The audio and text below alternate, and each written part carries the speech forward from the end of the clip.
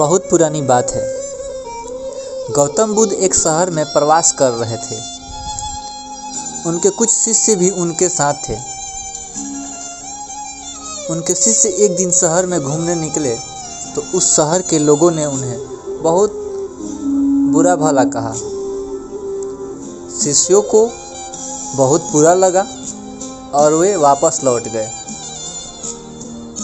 गौतम बुद्ध ने जब देखा कि उनके सभी शिष्य बहुत क्रोध में दिख रहे हैं तो उन्होंने पूछा, क्या बात है, आप सभी इतने तनाव में क्यों दिख रहे हैं? तभी एक शिष्य क्रोध में बोला, हमें यहाँ से तुरंत प्रस्थान करना चाहिए। जब हम बाहर शहर में घूमने गए तो यहाँ के लोगों ने बिना वजह हमें बहुत बुरा भला कहा। जहाँ हमारा सम्मान न हो वहाँ हमें एक पल भी नहीं रहना चाहिए। यहाँ के लोग सिर्फ दुर्व्यवहार के सिवा कुछ नहीं जानते। गौतम बुद्ध ने मुस्कुराकर कहा, क्या किसी और वजह पर तुम सद्व्यवहार की अपेक्षा रखते हो? दूसरा शिष्य बोला, इस शहर से तो भले लोग ही होंगे। तब गौतम बुद्ध बोले, किसी जगह को सिर्फ इसलिए छोड़ देना गलत होगा कि वहाँ के लोग दुर्व्यवहार करते हैं। हम तो संत हैं। हमें तो कुछ ऐसा करना चाहिए कि जिस स्थान पर भी जाएं उस स्थान को तब तक न छोड़े जब तक अपनी अच्छाइयों से वहाँ के लोगों को सुधार न दें।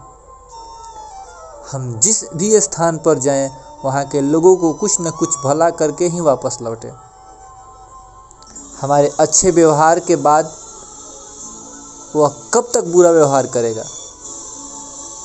आखिर में उन्हें सुधरना ही होगा।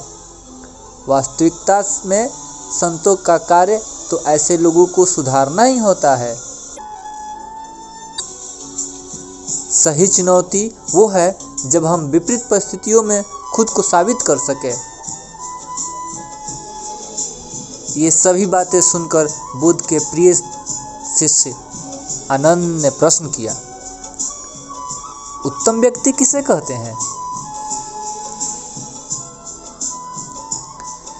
इस पर बुद्ध ने जवाब दिया, जिस प्रकार युद्ध में बढ़ता हुआ हाथी चारों तरफ के तीर सहते हुए भी आगे बढ़ता जाता है, ठीक उसी तरह उत्तम व्यक्ति भी दूसरों के अपशब्दों को सहते हुए अपना कार्य करता रहता है। खुद को वश में करने वाले प्राणी से उत्तम कोई और नहीं हो सकता। गौतम बुद्ध की बात शिष्यों को अच्छी तरह से समझ में आ गई और उन्होंने वहाँ से जाने का इरादा त्याग दिया।